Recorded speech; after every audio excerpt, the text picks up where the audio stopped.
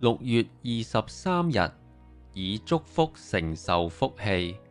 經上記着說：不以惡報惡，以辱罵還辱罵，倒要祝福，因你們是為此蒙召，好叫你們承受福氣。彼得前書3章9節。讓我哋同來思想經上嘅話。感謝主喺經上告訴我哋，我們愛，因為神先愛我們。感謝神差聖靈把神嘅愛澆灌在我哋心裏，叫我哋嘅愛心有根有基，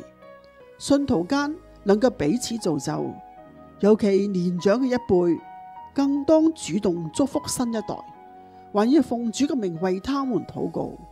叫他們能夠平安成長，能遇到肯栽培他們的好導師。不但如此，更要因着可以凡事向神禱告，在神面前傾心吐意而滿懷感恩。這種能夠與神同行嘅生活，係長者們最大嘅福音。心願所有長者都樂意為自己所認識嘅群體祈求，也為那些自己不認識嘅禱告，特別為那些執政掌權者懇求、禱告、代求、祝謝，使我哋可以敬虔、端正、平安無事地度日。讓我們同心禱告，賜福於我哋嘅主，求主把基督嘅愛澆灌我哋，特別係眾長輩嘅心裏面，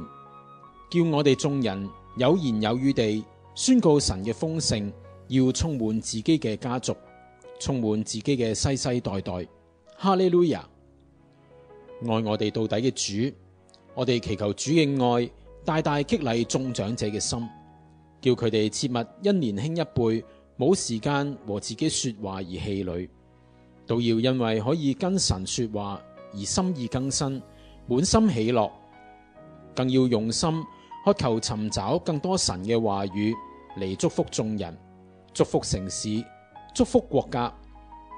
求神那超過世人所求所想嘅恩典，愛人愛到底嘅信實，興起各地嘅老友記，叫呢啲年長嘅一群謹記經上嘅話。神啊，我到年老髮白嘅時候，求你不要離棄我，等我將你嘅能力指示下代，將你嘅大能指示後世的人。心願年長嘅和年少嘅都喜悅行在主嘅話語中，使萬族萬民在這世代中得見主我哋神嘅奇妙作為，並要一心歸向神國。哈利路亞！感謝神，奉主耶穌基督聖名求，阿門。心靈回響，讓我們同來藉着禱告、祈求和感謝，將所要的告訴神，並用恩言互相祝福，彼此扶持，攜手面對生活中的挑戰，一同在主的愛中成長，同蒙主恩。